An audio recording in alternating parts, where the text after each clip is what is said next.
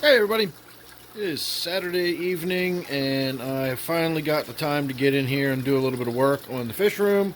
And the first thing that catches my eye when I walk in the room is my waterfall tank. You can see the water level is about 3 inches from the top. I've got all these plants in there, although quite frankly they're probably going to stay in there. I don't know what I'm going to do with them yet. So for now they will probably just stay in there. But I do want to get that water cleaned up. You can see it's kind of cloudy. That partially has to do with the tannins that build up in this tank, and it partially has to do with the way the waterfall sort of changed its flow the other day. I shot a video, not a lot to explain, just some of the junk got clogged up in here, and the water that was supposed to be flowing down this way sort of backed up and was spilling over and was running through here. And there's all kind of who knows what in there, and there's soil, and there's potting soil from last year, and I brought in stuff from outside when I put in all that sweet woodruff and stuff over there. So all of that sort of got washed down into the tank, and of course we've got mad tannins in this tank anyway, so it looks like that. Daylilies are getting much closer towards blooming. You can actually see some orange colors starting to develop in that one. These are a little further behind. They've still got a ways to go yet, but we do have some orange coloring, and that looks like that's going to be it as far as the flower spikes we get out of these daylilies. So we'll have those, they'll be finished, and then we will just have all of that green foliage for the rest of the summer, unless I get in here and do something else and change it up. So for now, this is just going to be a basic before and after, and really, honestly, the only thing that we're really going to need to be looking at on the before and after aspect of it is going to be how the tank looks. So there's your before,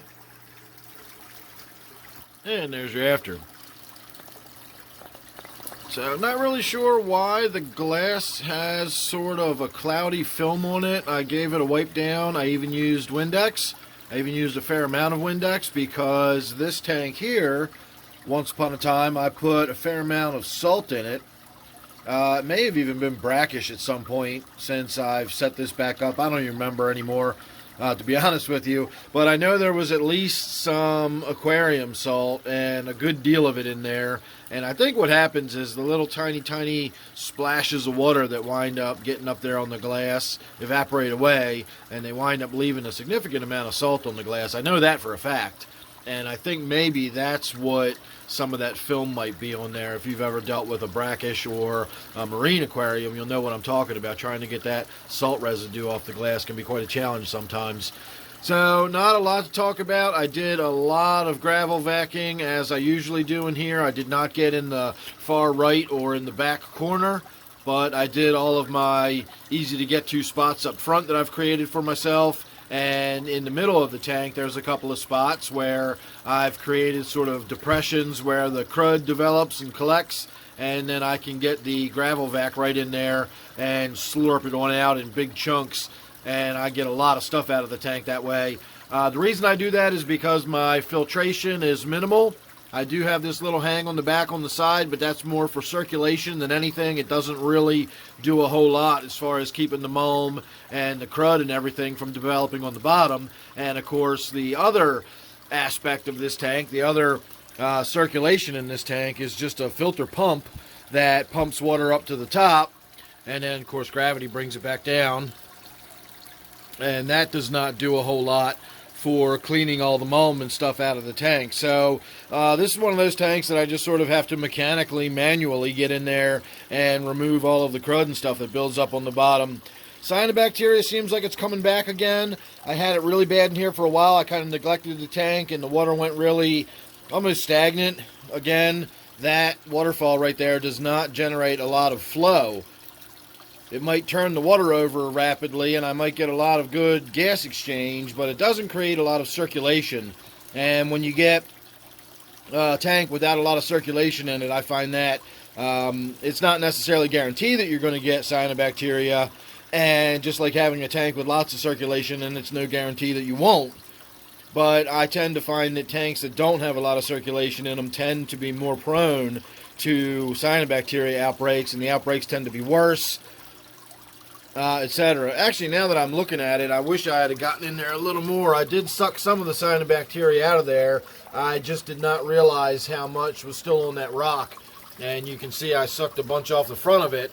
And it just comes off in big sheets. You can actually see how it's, you know, kind of sheets that are torn up off the front.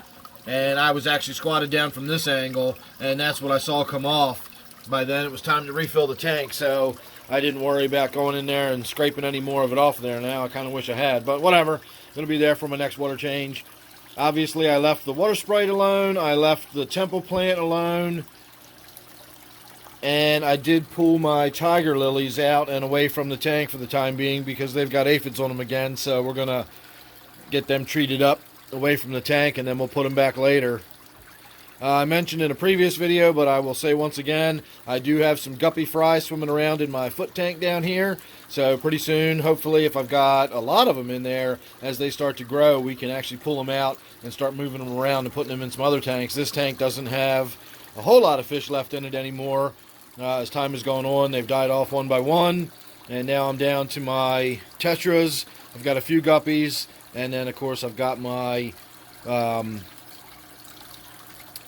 opaline gourami. I knew it was gourami. I just couldn't think of which gourami it was. My opaline gourami in this tank is still doing well. So maybe we'll get some more guppy fry in here or something. Who knows? We'll see. It'd be nice if I get my diamond tetras to spawn again. I'd love to put some diamond tetras in this tank. Underneath of that light would be fantastic.